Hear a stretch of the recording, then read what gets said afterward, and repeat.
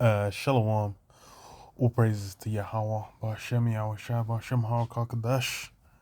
Double honor to the apostles and elders of the great millstone of war and Shalom to all the brothers in the work of sincerity and truth.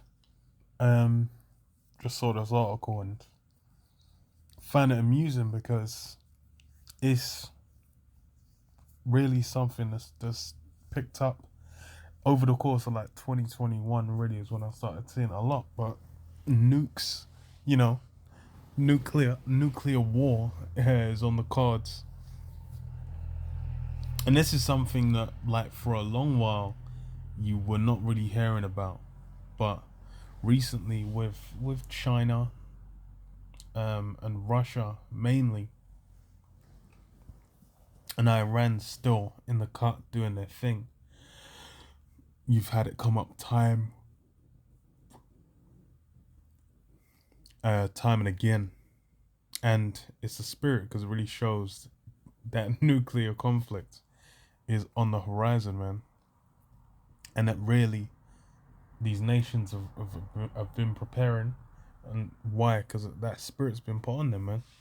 It says what NATO's, says on RT, it says NATO's new secret plan for nuclear war and space battles with Russia risks spiraling Europe into a new arms race between East and West.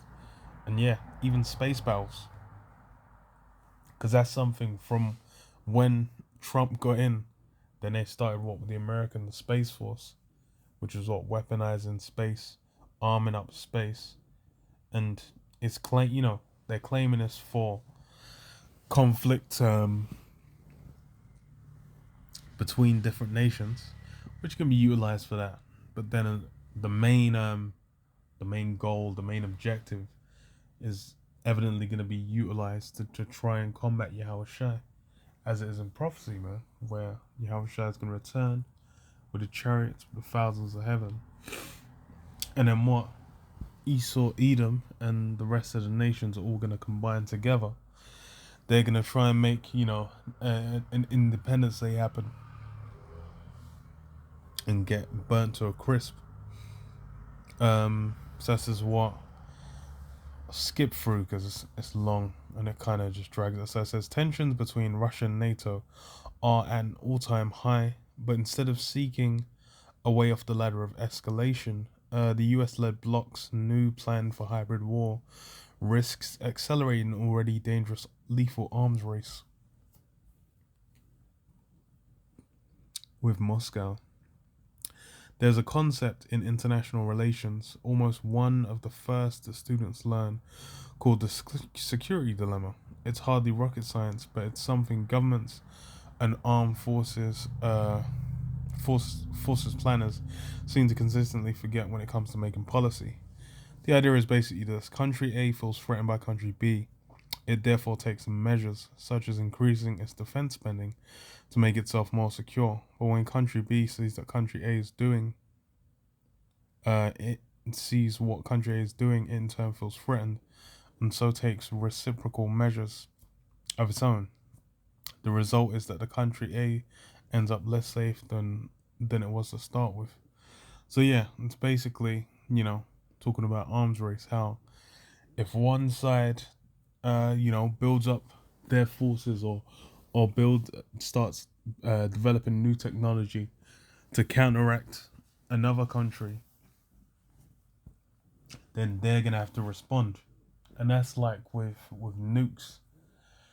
That mainly happened like during, what was it, the Cold War, when you had it was basically about getting as many locations as possible where you could make a strike, to where if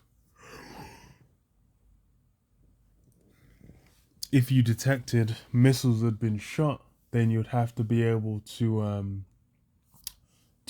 like make a strike back before you can be hit. And that was basically the name of the game, being like making it so you can be like, hey, look, I've got nuclear submarines in these seas, or I've got rockets in certain countries or locations ready to strike. And that's why you had the whole Cuban Missile Crisis, where it was basically Russia sneaking nukes in to Cuba, to have that super close range on the US. But then the US had to be like, no, I can't even let that slide, because if they do, then they're basically just sitting ducks. They've lost the capabilities to respond. So this is what okay, so skipping down, it says the latest round in this dangerous process is the announcement this week that NATO has developed a new master plan to defend against a possible Russian attack. The plan itself is secret, so we don't know its contents, but it's said to focus on non-conventional war, including nuclear strikes, cyber warfare, and even war in space. So yeah, cyber warfare, and likely that's going to include, sanctions and basically fucking up uh, their economy, because that's something that gets done. And when them sanctions start coming in, that's when responses get made. And as well, it's like, I believe Russia was the last time they had sanctions. I think they were still doing deals with certain countries in the EU for gas. Anyway, so it's like certain mans were airing it. But it said what? War in space and nuclear strikes as well, which shows the time we're in. Because this is the spirit. That's how Babylon, America, Babylon the Great, which is America um according to the scriptures, that's gonna be shot. It's gonna be turned into a lake of fire by those nuclear missiles, man. They're gonna be shot from all over the earth. Therefore, it's like, oh, that's coming up in planning, that's coming up in what do you call it, in well, something that needs to be responded to. So then you got people like, okay, we're gonna have to start stepping up the nuke game as well, and then war in space as well. Start stepping up that, because I believe China is meant to be uh, shooting rockets into the heavens as well. They're trying to set themselves up. Jeez, they're trying to set themselves up. So that's now you've got it all developing, and it shows. That's the spirit of the times, man. Where it's said not conventional warfare, but then what, cyber warfare, weaponizing space, weapons in space, and nuclear warfare.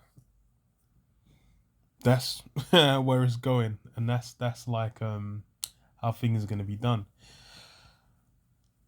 Because that's why you've had back and forth the whole thing of, oh, Russians hacked this, they hacked that, they hacked blah blah blah. Same thing for what the US is going to be doing. They're basically going to be trying to reap intel off each other, and basically disrupt their opponents as much as possible. So this is, in part, this is just what military institutions do.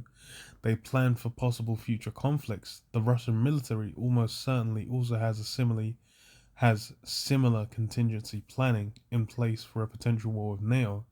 It would be very odd if it didn't. In this sense, NATO's new master plan shouldn't, in theory, be seen as a cause for alarm. Moreover, NATO insists that its purpose is not aggressive, rather the plan's aim is deterrence.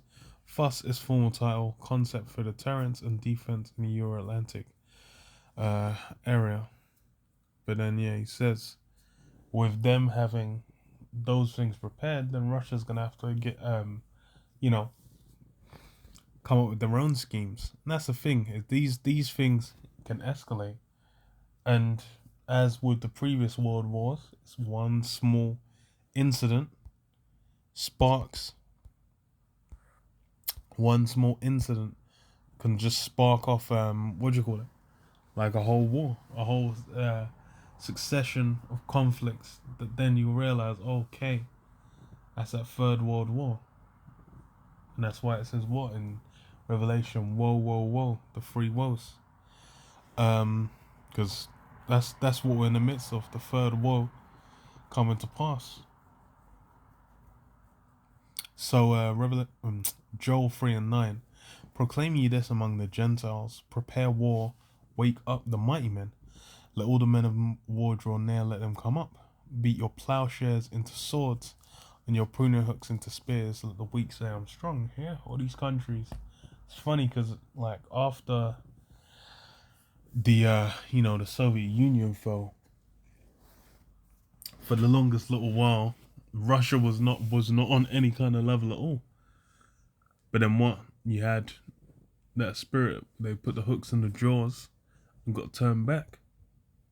And they've basically been building up, that block that's gonna combat, the EU and NATO, ESO's power structure. Well, he's one side of ESO's power structure is gonna be conflicting with another, man. Satan be divided against himself. How then should his kingdom stand? That's really what the Russian versus the Americans is. It's Satan divided against himself. So this is what beat your plowshares into swords and your pruning hooks into spears. Let the weak say, I am strong. Assemble yourselves and come, all ye heathen, and gather yourselves round about. Thither cause thy mighty ones to come down, O Most High. Let the heathen be wakened and come up to the valley of Jehoshaphat. Jehoshaphat. So what? You got all these nations being gathered, being turned up, being drawn into what? Valley of Jehoshaphat, Yehoshaphat, the valley of the Most High's judgment, where all the nations gonna heat together, gonna bring the armies together, the conflict's gonna pop off, and then what? For the sake of the judgment of Yahweh Shem Yahushai. So this is what for there will I sit to judge all the heathen round about. Put ye in the sickle, for the harvest is ripe. Come get you down, for the press is full. The fats overflow, for their wickedness is great. Multitudes in the valley of decision, for the day of the Lord Yahweh is near in the valley of decision. Yeah, that's what's getting down.